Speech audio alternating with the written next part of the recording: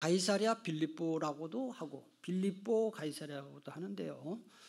가이사랴 잘 보세요. 가이사랴는 팔레스타인 서쪽 지중해 바다 항구입니다. 항구.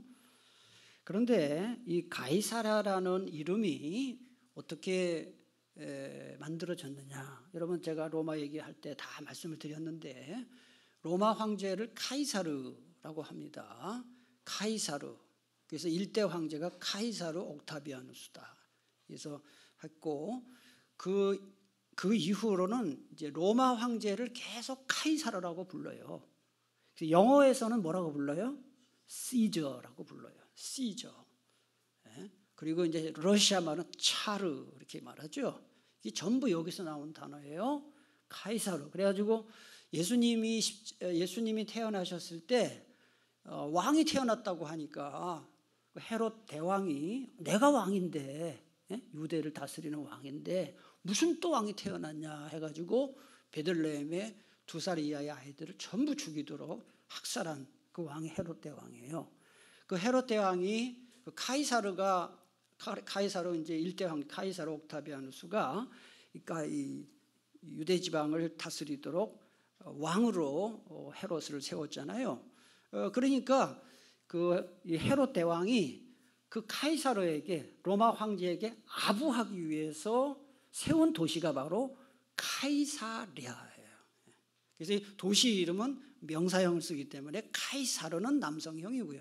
카이사랴 하면 여성형이에요. 그래서 도시 이름은 대부분 리아로 이렇게 하는데 그래서 카이사랴가 된 거고 그래서 지중해 지방의 이 카이사랴는 로마 황제 카이사르에게 헤롯이 바친 도시다 된 거고 그럼 저 오른쪽에 있는 이 가이사랴 빌립보 또는 빌립보 가이사랴 이거는 갈릴리 바다에서 한 위쪽으로 40km 정도 위에 있는 곳인데 저 지역을 다스리고 있던 헤롯 왕이 누구냐면 헤롯 빌립이에요.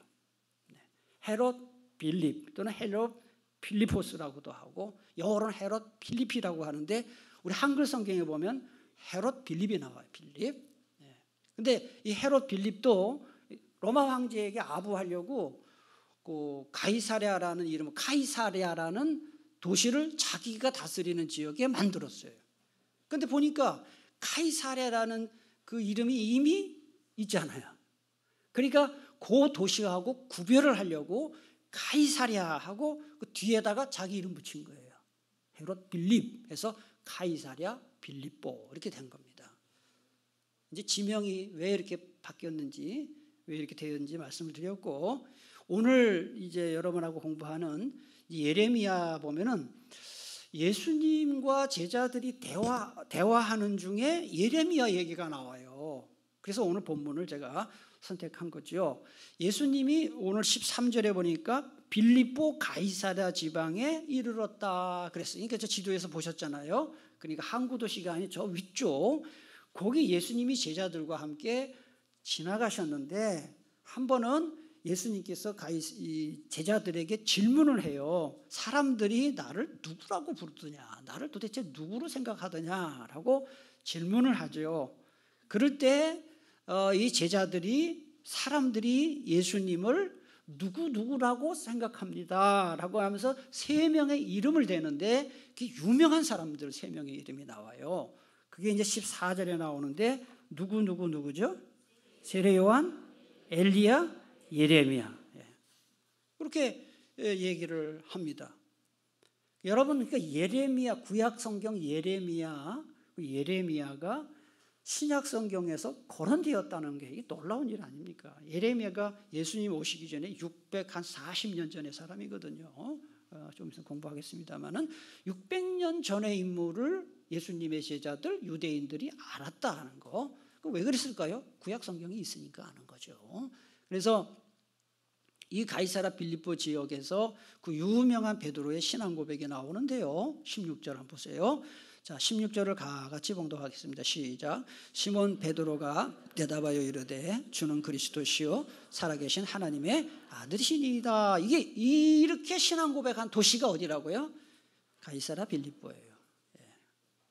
그런데 여기서 제자들에게 예수님을 어떤 사람들은 세례 요한이라고 합니다. 세례 요한이라고 한 거는 그 당시에 유명한 예언자였기 때문에, 세례 요한이 유명한 예언자였기 때문에 그렇게 한 거고, 또 어떤 사람은 엘리야라고 합니다. 그래서 여러분, 엘리야 하면 여러분 무슨 사건이, 엘리야 하면, 엘리야 예언자 하면 뭐가, 어떤 인물이라고 생각되세요?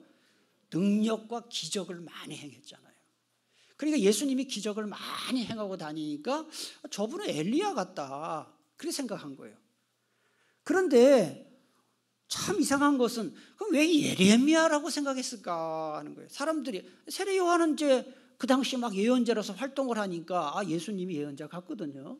그러니까 세례 요한 얘기했을 거고, 엘리야는 막 기적을 많이 행하고 능력을 많이 행하니까, 예수님이 기적을 많이 행하니까 예수님을 엘리야라고 생각한 거예요. 그런데 왜 예수님을 세례 요한으로 생각했을까 하는 것입니다. 사람들이 예수님을 세례 요한이라고 생각했던 이유가 뭐냐? 그래서 여러분, 우리나라는 이순신 하면 뭘 딱 떠올라요?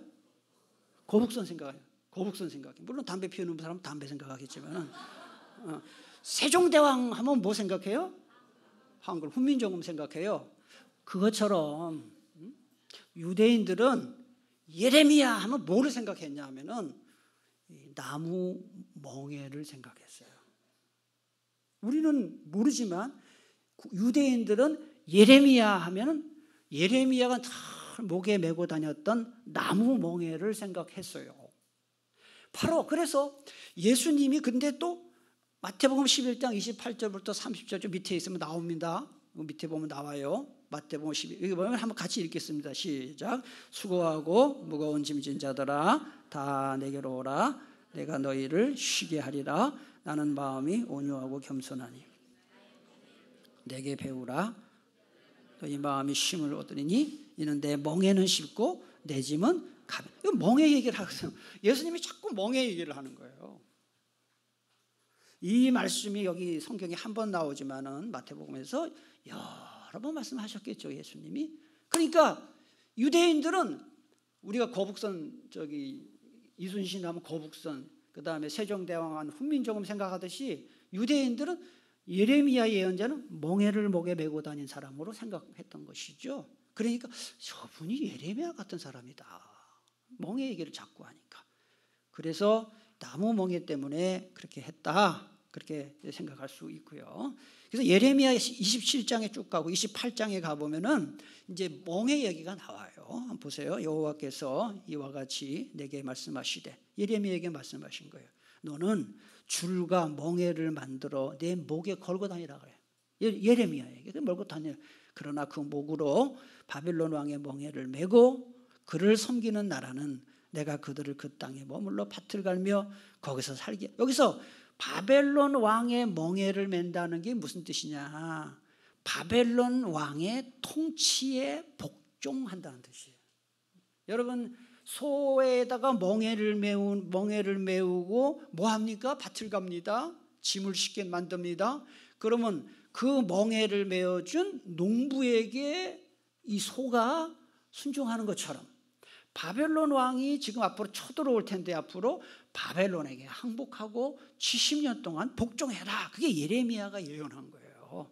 그 얘기입니다. 지금 쭉 보세요. 내가 이 모든 말씀대로 유다의 왕 시드기야에게 전하여 이르되 왕과 백성은 바벨론 왕의 멍에를 목에 메고 그와 그의 백성을 섬기소서. 그리하면 사실이라. 여러분, 이 이야기를 들었을 때 유다 왕 시드기야가 그 말을 듣기가 좋았을까요? 굉장히 거슬렸을까요? 거슬리죠. 왜냐하면 바벨론이 지금 쳐들어올 거라고 그러고, 바벨론 쳐들어 싸우지 말고 그냥 복종하라고 하니까 그게 하나님의 뜻이었거든요. 그래서 그런 뜻으로 멍에를 메고 다닌 거예요, 예레미야가. 그러니까 어떤 일이 벌어지, 그 뒤에 보면서 선지자 하나냐가 거짓 예언자예요. 잘 써놓으세요. 이 사람은 거짓 선지자예요. 거짓 예언자가 선지자 예레미야의 목에서 멍에를 빼앗아 꺾어버려요. 너는 가서, 그 다음에 예수님이, 하나님께서 예레미야에 말씀하십니다. 너는 가서 하나냐에게 말하여 이르되 여호와의 말씀에 네가 나무 멍에를 꺾었으나 그 대신 쇠 멍에들을 만들었다. 이런 말씀이 나와요. 여러분, 예레미야가 유다 백성들에게 나무 멍에와 쇠 멍에를 이야기한 것처럼 예수님이 멍에 이야기를 했는데 잘 들어보세요.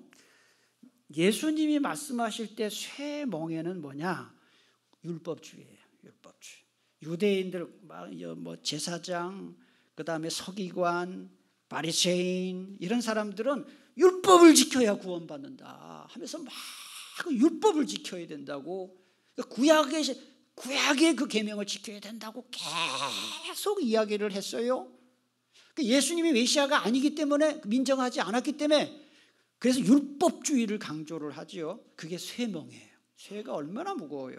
그런데 예수님은 뭐라고 얘기합니까?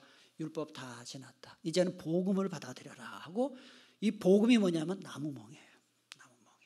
그런 점에서 예수님과 예레미야는 공통점이 있다. 그래서 신약 성경에 이 예레미야 얘기가 나온다. 그래서 우리가 구약을 공부하지만 신약과 구약은 밀접하게 연결이 되어 있고 예수님과 예레미야도 밀접하게 연결이 되어 있다 하는 것을 알 수 있어요. 그 다음에 예레미야서의 저자는 이제 예레미야인데, 첫째는 예레미야서 자체가 그렇게 증거하지요. 여러분 성경 찾아보겠습니다. 예레미야서 1장 1절 한번 찾아보세요. 예레미야 1장 1절 찾아놓으세요. 성경을.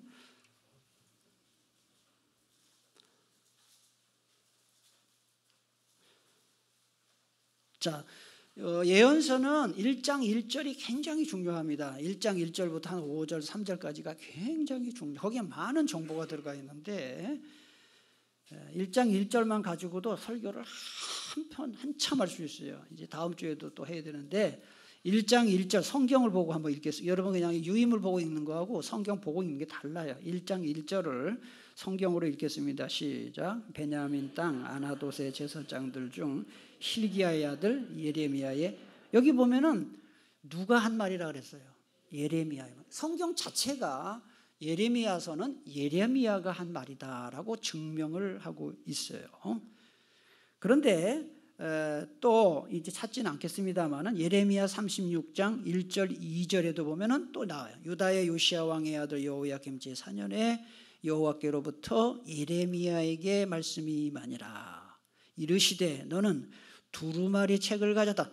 여러분 이 두루마리 책은 제가 계시록 설교하면서 계속 설명을 했는데요. 옛날에는 이 종이로 된 성경이 없었어요. 전부 두루마리 성경인데, 두루마리 성경은 양피지로 만들기도 하고 파피루스로도 만들기도 해요. 그러니까 이 부피가 커질 수밖에 없죠. 두루마리에다가 성경을 쓴 것이죠. 그 말입니다. 두루마리 책을 가져다가 내가 네게 말하던 날 그 요시야의 날부터 오늘까지 이스라엘과 유다와 모든 나라에 대하여 내가 네게 일러준 모든 말을 거기에 기록하라. 요거를 볼 때 예레미야서는 예레미야 예언자가 쓴 책이구나 하는 것을 이제 알 수 있다, 이런 뜻이에요.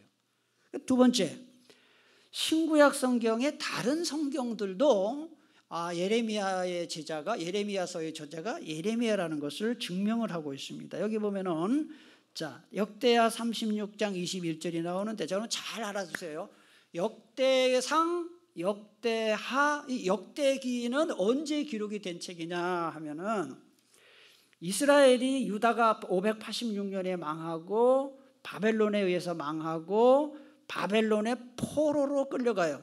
바벨론 포로로 끌려가서 몇 년 동안 포로 생활했다 그래요. 70년 포로 생활을 마치고 주전 538년에 페르시아 왕 고레스 2세가 귀환령을 내려서 돌아와요. 고국에 돌아와요. 고국에 돌아오니까 다 성전 무너져 있고 사는 거는 형편없고 했을 때 유대인들의 마음속에 우리는 망했다, 하나님이 계신가, 성전도 폭삭 무너지고 우리 도대체 이거 뭔가 할 때 하나님이 역대상, 역대하를 주셔서 너희들은 다시 일어날 것이다 하고 위로로 주신 말씀이 역대기예요. 그 역대기에 보면 예레미야 얘기가 나온다. 그게 역대기예요. 그걸 알고 역대기를 읽으셔야 됩니다. 역대하 36장 21절에 보니까 이에 토지가 황폐하여 땅이 안식년을 누린 같이 안식하여 70년을 지냈으니, 이 70년을 어디서 지냈다는 거예요? 바벨론 포로 생활했다는 거예요. 70년 바벨론 포로 생활을 지냈으니 이 바벨론 포로 생활은 여호와께서 예레미야의 입으로 하신 말씀이 이루어진 것이다 라고 얘기해요. 예레미야가 그렇게 예언을 했거든요. 70년 포로 생활할 거라고. 그게 그대로 이루어진 것이죠. 그러니까 갔다 와서 이렇게 고백을 한 거예요. 그 다음에 에스라 1장 1절, 바사왕, 바사는 페르시아입니다. 페르시아 왕 고레스 원년에 여호와께서 예레미야의 입을 통하여 하신 말씀을 이루게 하시려고 그래. 여기 뭐 예레미야가 예언을 했어요. 70년 지나면 돌아온다. 그게 이루어졌다는 것입니다. 그 얘기를 인용한 것이고요. 다니엘 9장 1절 2절, 메대 족속, 메대는 메디아라는 나라고요. 아하수에로의 아들 다리오가 갈대아 나라 왕으로 세움을 받던 첫해 곧 그 통치 원년에 나 다니엘이 책을 통해, 그 다음에 줄친 부분 읽겠습니다. 시작. 여호와께서 말씀으로 선지자 예레미야에게 알려주신, 여긴 됐습니다. 그러니까 예레미야 성경은 예레미야가 썼다 하는 것이 여러 이런 성경 구조를 통해서 증명이 되는 것이다. 근데 놀라운 거는요, 자, 마태복음 2장 17절에 보면요, 마태복음은 누가 썼죠? 마태가 썼어요. 마태가 썼는데 마태가 마태복음을 기록하면서 구약 성경 예레미야를 인용을 해요. 인용을 하는데 그 예레미야서 인용을 하면서 이렇게 얘기한 거예요. 잘 보세요. 이에 선지자 예레미야를 통하여 말씀하신 바. 이게 뭐예요? 아, 예레미야서를 예레미야가 썼구나. 그걸 인정한 것입니다. 마태가 인정했다는 것입니다. 그 다음 예레미야의 이름에 대해서 한번 알아보겠습니다. 거기 조금 제가 타이핑을 조금 잘못했어요. 여기 보면 이르메야후, 그건 맞는데 뒤에 이르메야입니다. 이무레야가 아니라 이르메야. 그래서 이 히브리어 원래의 예레미야의 이름은 이르메야흐, 이르메야 이렇게 불러요. 우리가 한글 성경으로 있잖아요. 예레미야 이렇게 한 건데, 한번 히브리어 한번 그 이름 한번 읽겠습니다. 시작. 이르메야, 이르메야후, 이르메야. 제가 지난번 이사야 얘기할 때 얘기했는데 끝에 야자가 붙거나 아자가 붙으면 그게 무슨 뜻이라 그랬어요? 여호와라는 뜻이에요. 이르메야, 이르메야후, 이건 전부 여호와, 저는 야훼, 그게 들어간 거예요. 하나님 여호와의 이름이 들어간 거예요. 그러니까 예레미야의 이름 속에는 여호와라는 이름이 들어간 거예요. 야후 또는 야, 이건 전부 여호와를 말하는 건데요. 그래서 이 뜻이 뭐냐 하면은 여호와께서 세우신다 이런 뜻이에요. 여호와께서 세우신다, 여호와께서 높이신다, 여호와께서 던지신다 이런 뜻이에요. 그 예레미야의 뜻은 여호와께서 세우신다, 여호와께서 높이신다, 여호와께서 던지신다 이런 뜻이에요. 그런데 이 예레미야의 이름 자체가 예레미야의 어떤 사명과 역할을 잘 보여주는 거예요. 여러분, 예레미야가 하나님 부름 받았을 때 하나님 제가 예언자 노릇 하겠습니다 그렇게 안 했어요. 거부했어요. 한번 보세요. 예레미야 1장 5절 보세요. 5절 6절 5절, 내가 너를 모태에 짓기 전에 너를 알았고 네가 배에서 나오기 전에 너를 성별하였고 너를 여러 나라의 선지자로 세웠노라. 하나님이 이렇게 말씀하시거든요. 6절에 보니까 예레미야가 뭐라고 대답하는지 한번 다 같이 읽겠습니다. 시작. 내가 이르되 슬프도소이다 주 여호와여, 보소서 나는 아이라 말할 줄을 알지 못합니다. 하겠다는 거예요? 안 하겠다는 거예요? 안 하겠다는 거예요. 이게 우리로 말하면 말주변이 없어서 못하겠다는 거예요. 어디서 많이 듣던 얘기 같아요. 모세도 그랬고, 여러분이 그래. 왜 자꾸 모세 얘기를 하지? 난 지금 우리가 그랬어요. 난 그 말 나올 줄 알고 그랬는데, 뭘 하라 그러면 난 능력이 없어요. 나는 말주변이 없어요. 못해요. 왜 모세를 거가 다 갖다? 난 지금 대답이 우리가 그래요. 그렇게 대답을 이렇게 했습니다. 여러분이 그러지. 그러니까 이 예레미야도 못해요. 주로 못해요라고 말하는 분들 보면 대부분이 모태신자예요. 뒤늦게 예수 믿은 사람은 열심히 있어가지고 제가 한번 해보세요. 할 수 있어요. 그러면 할 수 있을까요? 한번 해볼게요. 이래. 근데 하여튼 모태 신자들 보면은 뭐라 하라 그러면 못해. 그래서 모태 신자라 그러는 거예요. 뭐 다 그런 건 아니지만 상처받지 마세요. 나도 모태 신자니까. 자, 하나님이 그래서 그거를 이제 못한다고 했단 말이죠. 여기 1장 6절 제가 써놨죠. 그의 뜻과 전혀 상관없어요. 그래서 하나님이 그를 유다가 망한다는 얘기를 한 거거든요. 예레미야는 너희들 망해. 너희들 이렇게 죄 져서 망해. 바벨론 포로 끌려갈 거야. 그 얘기를 계속 예레미야가 하거든요. 그 7절을 보세요. 뭐라고 했는지. 7절 예레미야 1장 7절 다 같이 시작. 여호와께서 내게 이르시되 너는 아이라 말하지 말고 내가 너를 누구에게 보내든지 너는 가며 내가 내게 무엇을 명령하든지 너는 말하지. 여러분 여기서 우리가 알 수 있는 게 뭐예요? 직분과 사명은 내가 원해서 하는 게 아니라 하나님이 강권적으로 주시는 일이 많다. 아멘이십니까? 네. 이걸 알아야 돼요. 예언자들 제가 쭉 연구를 해보면 예언자 하고 싶어서 한 사람은 거의 없어요. 이사야가 그랬죠. 내가 여기 있나이다. 나를 보내소서. 나중에 그 후회해요. 그 말하고 또. 그거는 뭔가 자기가 주제 파악을 못한 거예요. 그때는. 나중에 보면 다 후회를 해. 예언자들도 보면 대부분이 다 못한다 그래요. 다 못한다 그래요. 하나님이 결국은 강권적으로 보내셔요. 여러분들이 교회에서 어떤 직분 받을 때도 내 뜻과 관계없어요. 사실 제가 목사 된 것도 제가 늘 얘기하잖아요. 전 세상에 못할 게 목사다. 전 그렇게 생각했던 사람이에요. 목사들 어려움 당한 걸 너무 많이 봐가지고 제가 다닐 때. 그런데 하나님이 강권적으로 밀어서 하는 경우가 많고요. 여러분들이 앞으로도 교회에서 어떤 직분이 주어지거나 직분을 권유받을 때 예레미야처럼 나는 해요. 말할 줄 몰라. 이런 얘기 하지 말고 나는 못하지만 능력이 없지만 하나님이 보내신다면 하겠습니다 하는 그런 믿음이 여러분에게 있게 되기를 축복합니다. 이런 걸 통해서 그걸 배워야 되는 것이죠. 그래서 예레미야 쭉 읽어보면요 다 망한다는 거예요. 그리고 바벨론 왕에게 항복을 해라. 그러니 사람들이 그 말 듣겠어요? 안 듣지. 그래서 예레미야는 평생 자기가 설교해도 아무도 듣지 않는 설교를 했어요. 저는 예레미야서를 읽으면서 참 이 동정심이 가요. 왜냐하면 저도 설교자잖아요.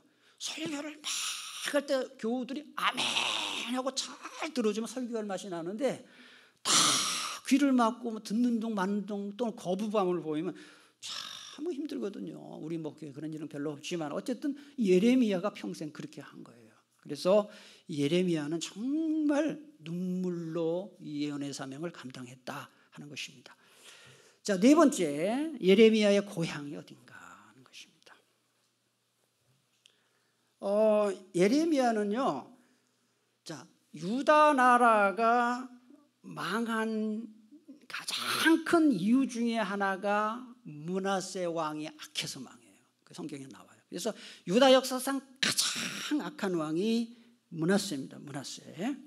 므낫세입니다. 그런데 그 므낫세 왕 통치 말기에 예루살렘 북동쪽 4점 한번 지도를 먼저 보고 얘기하죠.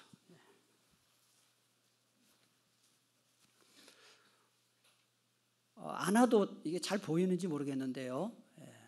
예루살렘 북동쪽 밑에 있는 게 예루살렘이고 오른쪽이 아나돗인데요.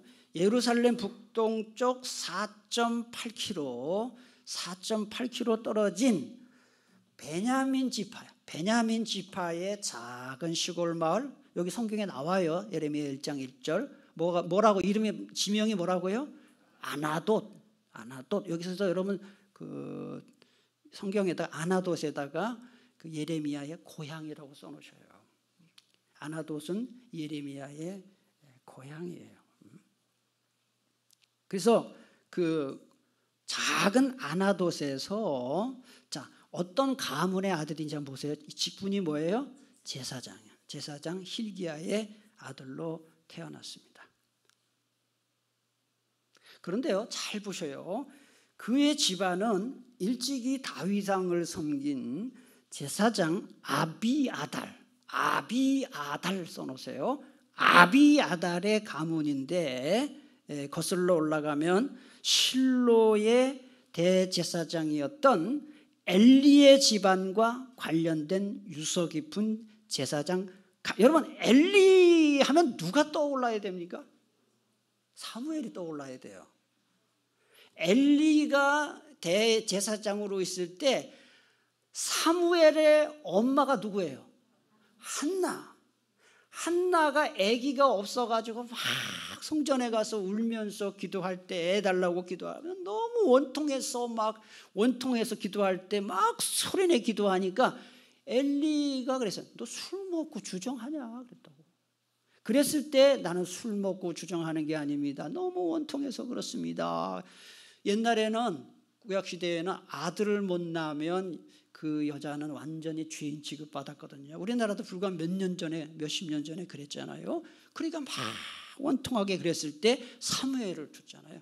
그 엘리 제사장이 굉장히 영적으로 아주 미약했던, 영적으로 타락한 사람이었어요. 그래서 그 바로 실로 지역의 실로 성소에 그 엘리와 깊은 관련이 있는 제사장 가문인데, 잘 보세요. 여러분, 제1대 통일왕국이 120년인데, 앞을 보셔요. 통일왕국이 120년인데 1대 왕이 누구예요? 사울왕, 베냐민 사람이에요. 베냐민 지파예요. 사울 베냐민 지파의 왕이고요. 이제 신약 시대로 넘어가면 사도 바울이 나오죠. 바울도 베냐민 지파예요. 참 이상해, 재밌어요. 베냐민 지파고요. 그 다음에 사울왕, 그 다음에 2대 왕이 누구예요? 다윗왕이에요. 다윗왕 다음이 누구예요? 솔로몬이죠. 근데 잘 보셔요. 다윗왕에서 솔로몬으로 넘어갈 때 다윗에게 아들이 솔로몬만 있었어요? 많았어요? 많았어요. 뭐 이름이 많았습니다. 아도니아도 있었고, 그 다음에 압살롬도 있었고. 압살롬 반역 일으켰죠. 아도니아도 반역 일으켰죠. 아버지 다윗은 누구를 왕으로 세우려고 그랬어요? 솔로몬을 왕으로 세우려고 했는데, 이 압살롬하고, 이름도 참 그렇죠. 압살롬하고 아도니아가 솔로몬의 형이에요. 근데 반역을 일으켰어요. 다윗이 죽기 직전에. 그럴 때 솔로몬에 펴지 않고 아도니아의 편에 섰던 사람이 아비아달이에요. 그러니까 솔로몬이 왕이 되고 나서 이 아비아달이 좋겠어요? 안 좋겠어요? 안 좋지. 자기를 반대하고 자기 형을 왕으로 세우려고 했으니까. 그래서 이 아비아달은 솔로몬이 왕이 됐을 때 아주 눈에 가시 같은 사람이었는데, 아버지를 잘 섬긴 제사장 집안이었기 때문에 죽이지는 않고 아나돗으로 귀향을 보내요. 그 얘기입니다, 이게. 그래서 여기 보면 제가 써놨어요. 아나돗은 솔로몬이 왕으로 즉위할 때 반대파, 그러니까 아도니아를 지지한 사람들의 지역인구로 솔로몬에 의해서 예루살렘에서 축출된 제사장 아비아달의 고향이다. 우리로 말하면 옛날에 이 우리나라 조선시대에 보면 다 선비들 잘 마음에 안 드는 귀향을 보내요. 주로 귀향을 어느 지역으로 보냅니까? 전라도로 막 귀향 보냈잖아요. 그래서 거기 뭐 전라남도 강진에 가면은 정약용 뭐 귀향 거기도 있고, 귀향 정약전 가보니까 진짜 외지더라고요. 그러니까 이 아나돗이라는 지역은 귀향 보낸 지역이다. 그렇게 아시면 돼. 그러니까 우리는 말하면 여세가 강한 지역이에요? 야세가 강한 지역이에요? 야당 지역이에요. 야당 지역. 예레미야는 바로 그 야당 지역 출신이에요. 아시겠죠? 이런 어떤 역사적 배경을 알고 예레미야를 읽으면 훨씬 마음에 와닿죠. 그래서 왕상 2장 26절 27절에 그 얘기가 나와요. 여기서 왕 솔로몬이에요. 솔로몬 왕이 제사장 아비아달에게 이르되 네 고향 아나돗으로 가라. 너는 마땅히 죽을 자이로되. 왜 마땅히 죽을 자라 그랬어요? 아도니아 편 썼으니까. 어떻게 보면 반역이죠. 네가 내 아버지 다윗 앞에서 주 여호와의 궤를 메었고 또 내 아버지가 모든 환난을 받을 때 너도 환난을 받았은즉 내가 오늘 너를 죽이지 아니하노라 하고 아비아달을 쫓아내어 여호와의 제사장 직분을 파면, 제사장도 하지마, 때려치워, 그렇게 한 거예요. 여호와께서 실로에서 엘리의 집에 대하여 하신 말씀을 응하게 함이더라. 그랬어요. 실제로 이제 엘리가 나중에 가문이 다 몰라 그래요. 그래서 아비아달에게서 통치가 되고 엘리가 기반을 뒀던 실로 성소도 다 파괴되고 버려집니다. 여기서 이제 예레미야 첫머리에 이런 정보가 1장 1절에 나오잖아요. 아나도시 1장 1절에 이런 정보가 기록된 것은 우리에게 뭘 보여주느냐, 예레미야는 중심부 인물이 아니라 주변부에 존재한 제사장 가문 출신이다. 아웃사이더다 이 말이에요. 여러분 아웃사이더라고 들어봤죠? 근데 하나님은요 때때로 이렇게 아웃사이더들을 쓰셔요. 그리고 교회에서도 보면요 전혀 기대하지 않았던 분들이 어떤 일을 맡아서 잘하는 것을 자주 봐요. 그러니까 하나님은 아주 유명한 사람이나 모든 사람에게 인정받은 사람도 쓰지만 때때로는 전혀 기대하지 않았던 사람들을 위해서도 하나님은 얼마든지 발탁을 하신다. 여러분들 중에 나는 능력도 없고 아웃사이더고 별로 뭐 그런 마음 품지 마세요. 예레미야 같은 이 반골기질을 가진 사람들, 귀양간 집안의 출신들도 하나님이 쓰시는 걸 보면 참 하나님은 의의 인물도 쓰신다는 것을 우리가 알 수 있어요. 하여튼 이런 걸 아시고, 그래서 이 주변부에 존재한 제사장 가문 출신임을 보여준다. 그리고 예레미야서에만 언급되는 실로 성소의 파괴에 대한 기억은 예레미야로 하여금 하나님의 뜻을 깨닫고 순종하지 않는 가운데 이루어지는, 그러니까 순종하지 않으면서 이루어지는 모든 제사, 오늘 예배죠. 모든 예배, 그 다음에 성소는 무익하다. 무익함. 그러니까 말씀에 순종하지 않으면서 뭐 제사를 드리고 성소에서 뭐 다 무익하다. 이걸 절실히 이야기했을 것이다. 달리 말해 본질이 없는 형식은 아무 소용이 없다. 이게 예레미야의 주 내용이에요. 그래서 여러분들 신앙생활 형식적으로 막 하는 거, 타성해져서 하는 거, 의례적인 신앙생활은 하나님이 받지 않아요. 예레미야가 그걸 계속, 신앙생활이요 한 5년 이상 해보세요. 다 타성해져져요. 그래서 모태신앙이 좋은 점도 있지만 모태신앙의 좋은 점은 웬만하면 흔들리지 않아요. 모태신앙 신자들의, 저도 모태신자예요. 모태신자들의 장점은 뭐냐? 흔들리지 않아요. 근데 나쁜 점은 뭐냐? 그날이. 세상 우리 교회 오래 다닌 사람들 많이 듣는 그냥 묵은 닭이에요. 알lat지 못하는 묵은 닭, 폐닭. 누가 주로 전도하는지 아세요? 새신자들이에요. 그리고 묵은 닭들은 주변에 안 믿는 사람이 없어. 맨날 끼리끼리만 모이니까. 그러니까 폐닭이에요. 폐닭. 알lat지 못하는. 기분 나쁘죠? 하나님께서 예레미야를 쓰신 것은 이 묵은 닭이 아니에요.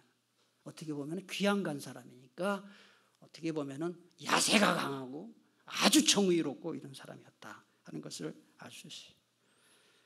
자, 그 다음 5번 예언자로 이제 부름받은 사건인데, 한번 앞에 여러분 오래전에 공부했던 유다왕 그림을 보세요. 가물가물할 거예요. 유다왕 그림. 다는 안 볼 거고요. 저거를 매일 봐야 되는, 저는 저거 다 맨날 봐요. 자, 어디서부터 여러분이 봐야 되느냐? 예레미야를 이해하려면 요시야부터 봐야 돼요. 요시야 다음에 여호아하스, 여호야김, 여호야긴, 시드기야예요. 따라합시다. 요시야, 여호아하스, 여호야김, 여호야긴, 시드긴. 시드긴이란다. 시드기야. 그러니까 긴김, 시든김 그렇게 했잖아요. 그래서 이거 여러분 놔두세요. 그림이요. 1장 예레미야 1장 1절, 2절, 3절 성경에도 나오고 여기 써놨어요. 자, 한번 읽겠습니다. 시작. 아몬의 아들 유다왕 요시야가 다스린 지 13년에 여호와의 말씀이 예레미야에게 임하였고, 요시야의 아들 유다의 왕 여호야김 때부터 시드기야의 11년 말까지 곧 5월에 예루살렘이 사로잡혀 가기까지 이만이라. 이거 잘 보셔요. 그러니까 예레미야가 예언자로 부름받은 시대가 어떤 왕 때예요? 요시야 왕 때예요. 요시야 왕 때부터 해서 망할 때까지 몇 대예요? 한번 보세요. 몇 대인지. 요시야, 요아스, 요야김, 요야긴, 시드기야. 5대예요. 5대에 걸쳐서 23년이에요. 5대에 걸쳐서 예언 활동을 했어요. 근데 잘 보세요. 요시야가 몇 년 동안 왕 노릇을 했느냐? 31년을 했어요. 잘 이거 외우기 쉬워요. 제가 이거 아주 오늘 굉장히 큰 보너스입니다. 이거 아무한테나 가르쳐주지 않아요. 여러분한테만 가르쳐주는 거예요. 요시야가 31년 왕 노릇 했는데 그 다음에 뭐죠 순서가? 요아스, 요야긴, 시드기야잖아요. 다 이게 이제 우선 숫자 써놓으시면 순서대로 요시야가 31년이고요. 그 다음부터는 3, 11, 3, 11이에요. 그걸 써놓으세요 일단 순서대로. 그런데 요시야 다음에 누구죠? 요아스가 3개월이에요. 3개월. 그 다음에 요야김이 11년. 그 다음에 요야김 다음에 누구예요? 요야긴 3개월. 3은 다 개월이에요. 3개월이니까 이거 뭐 하다 망했죠. 시드기야 11년. 그러니까 참 외우기가 쉬운 게 요시야 31년. 그 다음부터 31, 31이에요. 이야 기가 막혀요. 요시야가 31이잖아요. 31년이에요. 그 다음부터는 31, 30일인데 3은 전부 뭐라고요? 개월이에요. 그래서 그랬는지 몰라도 3개월씩 한 사람 이름이 뭐예요? 네? 아니 확신이 없어요. 이렇게 가르쳐드려요. 그래서 2절 3절에 보니까 3개월씩 한 사람 왕 이름은 빠졌어요. 그죠? 그래서 여러분 거기 그게 짧게 했으니까 뭐 기록할 게 없는 거죠. 그래서 여기 자 2페이지 40여 년에 걸친 여기 자 5번 다시 보겠습니다. 유인물 보셔요. 그는 예레미야는 20세쯤 되던 해인 유다왕 요시야 13년 예언자로 627년에 부름받았어요. 부름받아서 바벨론 왕 느부갓네살에 의해서 예루살렘이 함락된 시드기야 11년. 시드기야 몇 년 했다 그랬어요? 11년.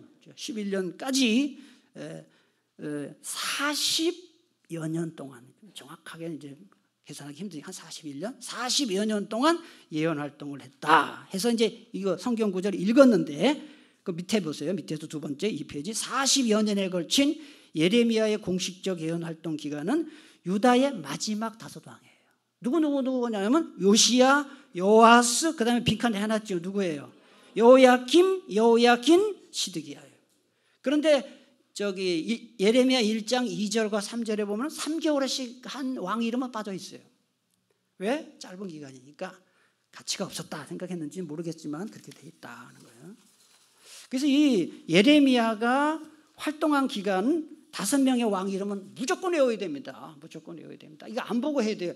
시작. 요시야, 여호아하스, 요야김, 요야긴, 시드기야. 이렇게 이게 마지막 23년 동안의 왕이에요.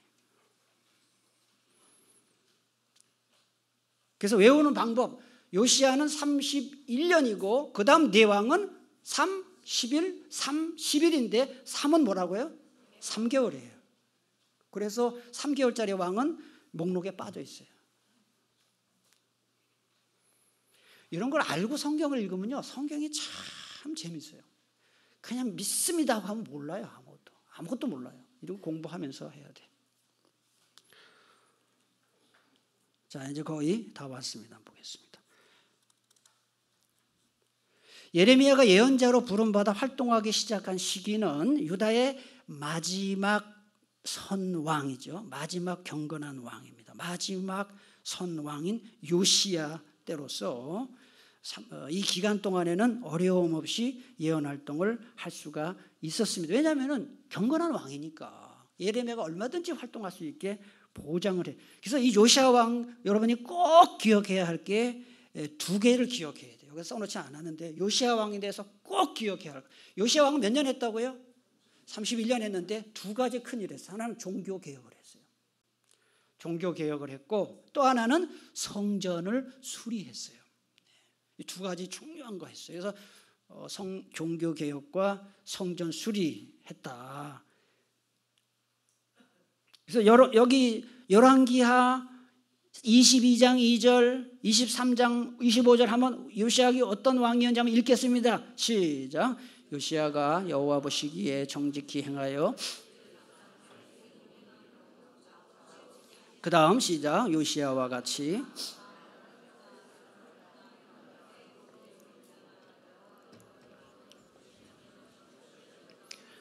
그러니까 요시야 전무후무한 왕이었다. 그렇게 얘기야. 그래서 요시야 왕이 예레미야가 활동하는 걸 전폭적으로 지원을 한 거죠. 그리고 요시야 왕도 예레미야의 후원을 받은 거죠. 그래서 나중에 요시야 왕이 무기토 전투에서 다음 주 공부할 건데 전투에서 전사를 하거든요.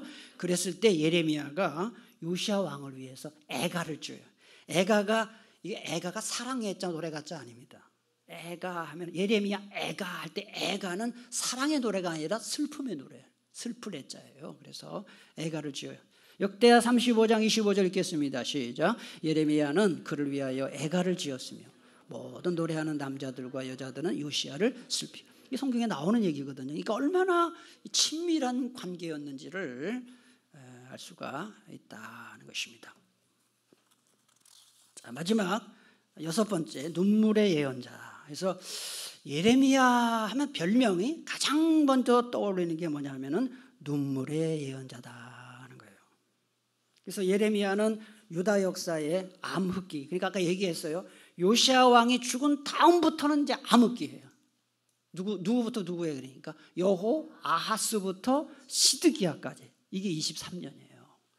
23년 동안 영적으로 타락하고 정치적으로 혼란한 시기에 하나님의 예언자로서 유다 백성들의 죄악성을 지적하고 왕들의 실정을 꾸짖었고 멸망을 선포했습니다. 그러니까 어떻게 해서 사람들이 반역자 취급을 합니다. 반역자 취급을 하고요. 매국노 취급을 하고 백성들과 왕실에게 철저히 배척을 당합니다. 그래서 너무너무 힘드니까 예레미야가 너무 힘든 거예요.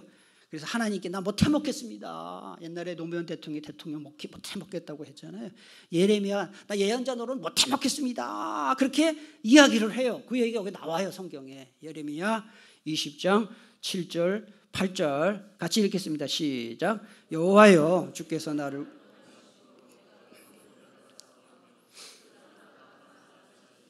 내가 조롱거리가 되니 사람마다 종일토록 나를 조롱하나이다. 내가 말할 때마다 외치며 파멸과 멸망을 선포하므로 여호와의 말씀으로 말미암아 내가 종일토록 치욕과 모욕. 여기에서 알 수 있는 게 뭐냐면요, 여러분 사명 감당하다가 너무 힘들잖아요. 그럼 예레미야처럼 하나님께 이렇게 기도를 해야 돼요. 하나님 너무 내가 힘듭니다. 하나님 앞에 이렇게 기도해야지 나한테 전화하면 안 돼. 근데 우리 교인들이 이상해. 기도는 안 하고 나한테 전화해가지고 카톡 보내가지고 목사님 내년에 못하겠어요. 뭐라. 내가 조롱거리가 되고 사람이 종일토록 구역 식구가 나를 조롱합니다. 구역장님들. 하나님 내가 말씀 전하는 데가 종일토록 치욕과 모욕거리가 됩니다. 예레미야가 어디 목사한테 그랬냐고. 왜 나한테 그러냐고. 왜. 누구한테 해야 된다고요? 하나님한테 해야 돼요. 목사한테는 그냥 아멘만 해야 돼요. 하나님한테 하라고. 그럼 하나님이 그래 너 그만두거라 그렇게 안 해요. 너 한번 다시 생각해봐 이러지. 성경을 이렇게 똑바로 읽어야 되는데 전부 이상하게 해석을 하고 적용을 하는 것이죠. 저도 가끔 이런 기도를 해요. 하나님께. 하나님 너무 힘들어요. 그러면 하나님이 또 그래 참고 해라. 그리고 하나님께 이런 기도를 해야 돼요. 자 이제 마지막인데요. 한번 그 그림을 하나 보셔요. 성 베드로 대성당. 이게 이탈리아 로마에 가면 성 베드로 대성당이 바티칸 시티에 가면은 저게 세계에서 가장 큰 유명한 저게 베드로의 무덤 위에 세운 거예요. 그래서 가톨릭 신자들은 저기 꼭 성지순례 가는데요. 저기서 교황님이 미사하죠. 그리고 새로운 교황 선출했을 때 저기 위에 이렇게 콘돌라 그 지역에서 교황이 딱 나타나가지고 막 이러잖아요. 내가 교황이 됐다. 거기 중앙에 저 콘돌라까지 뭐 돈 내면 올라갈 수 있어요. 근데 계단이 굉장히 가파른서 다리 아픈 사람 못 올라가요. 저기 한번 가보시려면 다리 운동 열심히 하세요. 원적산도 타고 장수상도 타고 이렇게 하세요. 저게 그런데 성 베드로 대성당 안에 가면 성 시스티나 대성당이, 시스티나 예배당이 보여주세요. 이게 시스티나 예배당 안쪽인데 저 위에 보면 전부 뭐가 있어요? 그림이 있죠. 저게 천장화라고 해요. 저 그림 누가 그렸어요? 미켈란젤로가 그렸어요. 미켈란젤로 양복그가 아닙니다. 미켈란젤로는 다 미술가, 이탈리아 유명한 미술가인데, 저기 저는 저기 2번 들어가 봤는데 저기 그림 중에 딱 누가 나오느냐 보여주세요. 그거 말고 저기 누가 나오느냐? 지금 깜빡깜빡하는 게 누구겠어요? 예레미야예요. 저 그림을 좀 확대를 해야 되는데, 예레미야 있네요. 예레미야가 지금 기뻐하는 모습이에요. 눈물 흘리고 고통하는 모습이에요. 미켈란젤로가 이렇게 잘 그렸죠. 미켈란젤로가 예레미야를 그렸어요.